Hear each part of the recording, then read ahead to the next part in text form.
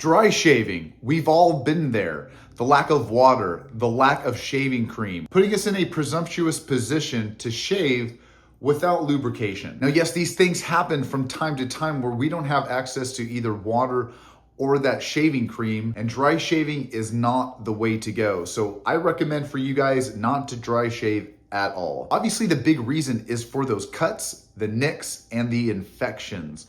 Without that lubrication of water and the combination of a shave gel or cream can really cause a bad disaster, and that could really inhibit your skin and your hair growing out. And this can actually cause ingrown hairs, irritation, and maybe some skin infection if you keep continuing to dry shave. Now, to combat this, we could use an electric razor. Again, that's why it's nice to have a lot of tools in your toolbox. So if you are in this predicament and you are out on vacation, or maybe something happened where you might have run out of razors, it's nice to have a backup. So an electric razor might be something in your tool house or your toolbox that you might want to have in those options or in that case. Now, if you are in that situation, taking a towel, damping it with water and wrapping it around your neck can take that alleviation if we don't even have shaving cream.